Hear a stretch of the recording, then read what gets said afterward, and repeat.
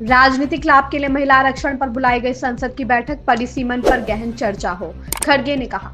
कांग्रेस अध्यक्ष आरोप लगाया कि केंद्र सरकार ने पश्चिम बंगाल और तमिलनाडु के विधानसभा चुनावों में राजनीतिक लाभ लेने के लिए महिला आरक्षण कानून में संशोधन करने के लिए संसद की 3 दिवसीय बैठक बुलाई है, जो आचार संहिता का उल्लंघन है। कांग्रेस अध्यक्ष मल्लिकार्जुन खड़गे ने शुक्रवार को कहा कि मोदी सरकार लंबे समय तक खामोश रहने के बाद अचानक महिला आरक्षण के मुद्दे पर सक्रिय हो गई है, जबकि इस संबंध में विपक्ष को अब तक कोई औपचारिक प्रस्ताव नहीं दिया गया है। उन्होंने बताया कि 16 से 18 अप्रैल के बीच संसद की बैठक बुलाई जा रही है, जिसमें सरकार लोकसभा और विधानसभा में 33% महिला आरक्षण से जुड़े संविधान संशोधन विधेयक को पारित कराना चाहती है। कांग्रेस का आरोप है कि सरकार ये कदम आगामी विधानसभा चुनावों में राजनीतिक लाभ लेने के उद्देश्य से उठा रही है।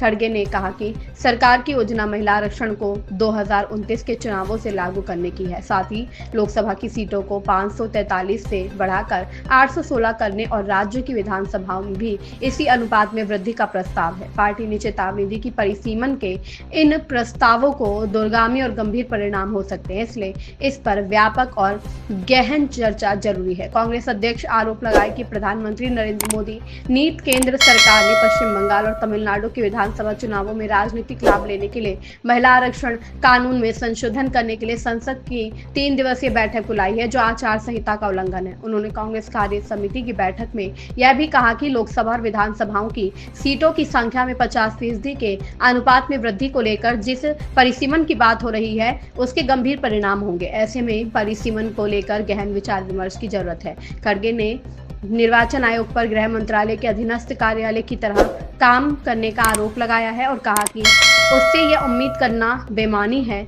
कि वह आचार संहिता के उल्लंघन के इस मामले पर गौर करेगा।